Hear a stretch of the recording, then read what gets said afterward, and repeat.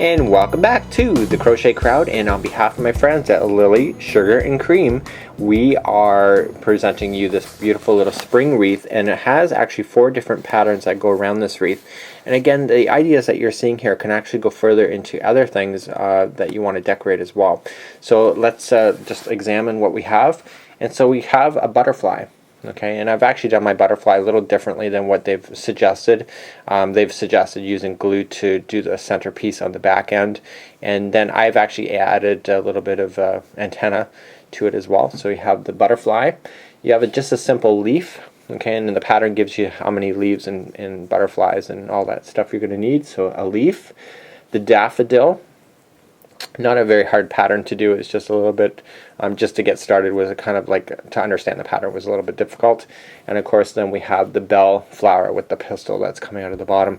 I found this one was kind of the pain of all the 4 of them. So let's get started and let's pick one. And so to get started on the butterfly, you just need your first color, and the first color is just a foundation in that, like this round that you see here is the secondary. So you can actually do a different color if you wish, but if you want to keep it consistent, that's cool too. It all up to you. So it says that we need to do chaining of 6 and join in a round with the first. Okay, so this does not count as 1. So 1, 2, 3, 4, 5, and 6. Okay, and now what we're going to do is just join. So just slip in your hook into the very first one and pull it down like a U, grabbing the material and pulling it through. Just like so. So that's the very first section here on the actual butterfly. When I turn the butterfly over, the actual center of the ring there is actually right here. So the next area, what we're going to be doing now is just circling around and coming back in, circling around, coming back in, circling around, coming back in, and circling around again. So it's actually very, very simple. So the very first one that they're asking us to do is to chain 1, and now it says to chain 6. So this is the big one of the top. So 1, 2, 3, 4, 5, and 6. And now to chain this way, just how I just showed you, is actually a lot more difficult than I show it. So let's go into the ring for a single crochet. Okay, so let's do that. And now what we want to do is chain 6 again. So 1, 2, 3, 4, 5, 6. Okay. And now go back into the ring for a single crochet, and now we're going to work on the bottom sections, and those are smaller. Okay, so 1, 2, 3, and 4. So 4, and then single crochet in, and now 1, 2, 3, and 4, and single crochet in. Okay, just like so. And what you want to do now is just slip stitch it to the very first one that you started with, just to bring consistency to your butterfly. Okay, so this is what you have right now. You don't want to change colors, so you have 2 at the top now will be your big ones, and then these are the bottom. And because this is a ring, you can actually shape it a little bit more in a bit. Okay, so this is the next section of your butterfly. Okay, it's now asking us to slip stitch into the first chaining of 6. Okay, so here's what it looks like. These are the small ones, these are the 2 big ones. So we just want to slip stitch it into the very first one. Okay, and now it's saying to chain up 3. So the chaining of 3 counts as 1 double crochet. So there's 3, and now it's saying to do 4 double crochets in a row. So just going around that same ring, just like so.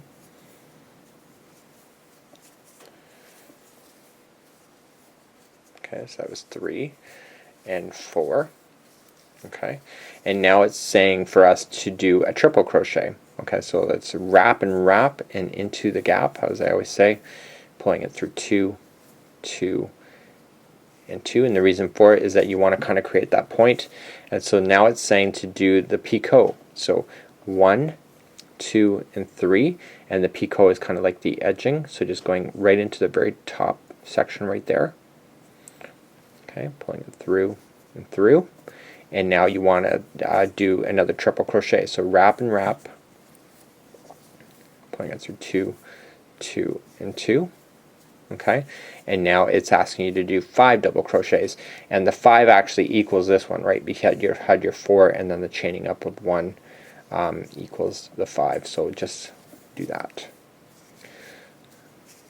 You know, a lot of people get confused on that first chaining on how things are balance out.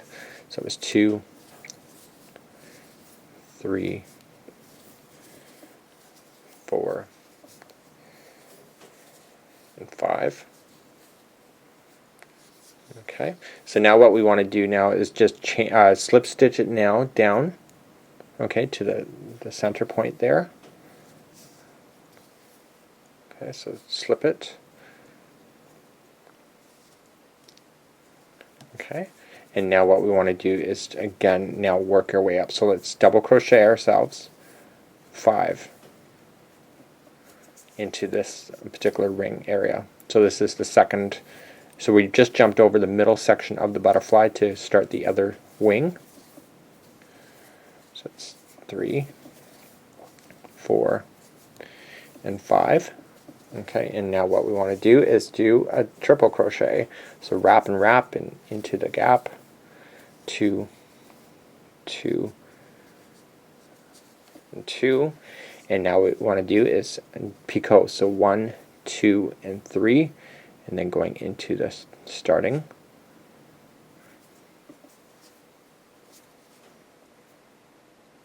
Okay, and now wrap and wrap. So we're just doing this side of it for another triple. Okay, and now what we want to do, and again this is a ring, so you just move everything around, and we want to do 5 double crochets right in a row.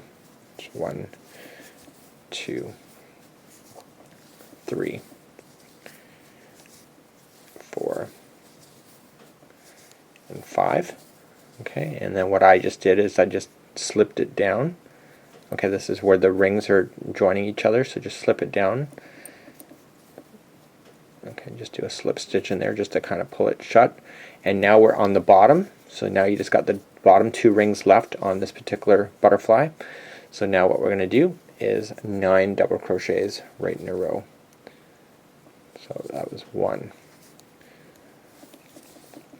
2, 3, 4, 5, 6,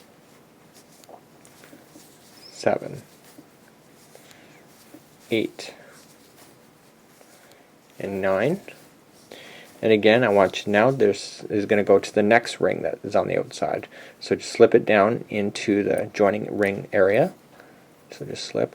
And you really want to do that because you do want to make it appear that wings are separated. If you just jump over, you're not going to have it separate. It'll be like a granny square.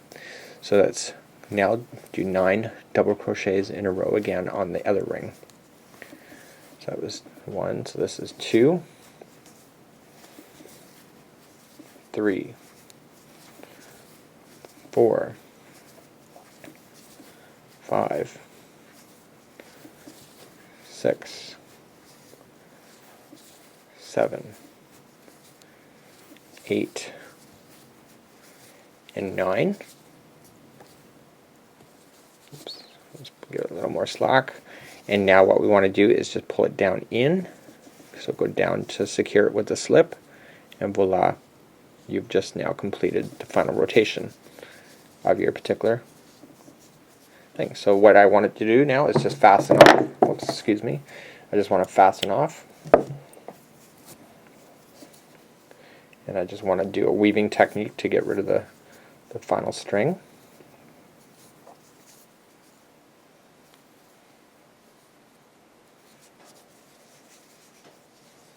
And voila, so let me just trim that.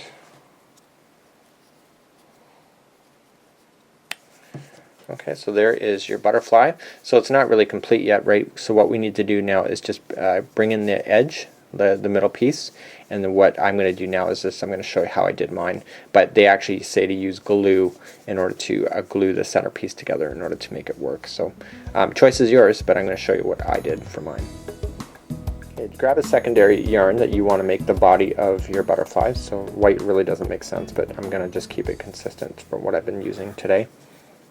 And so I want to choose which side I want as my top side. So this is what I want as my top side, so I'm going to stick it in. Okay, so this is the bottom of the butterfly. I'm going over. Okay, I just want to secure that into position.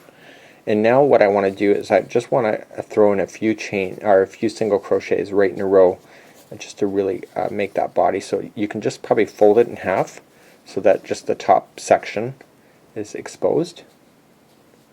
And so basically you just want to continue to go and just jumping across, and throw an extra if you want that body to be nice and thick and very visible. Okay. Okay, so there it is. That's what I got.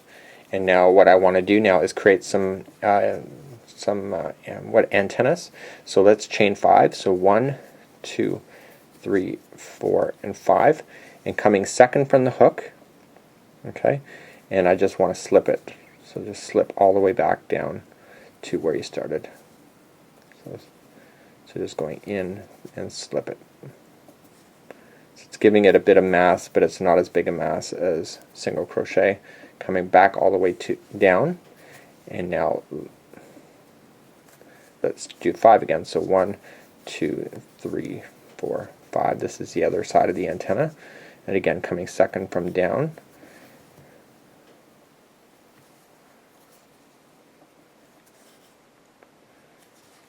Okay, going in. So we just want to slip it all the way back to the center point. You could also use wire that matches the color, and again just do something that matches your creativity and your comfort area when it comes to that, and then just again slip it back to the body area. So there you go. So let me just trim that with my fancy dancy scissors provided by Westcott. Going it through, and now I just want to kind of put it through the body area. It's the same color anyway, so you really won't see it too much.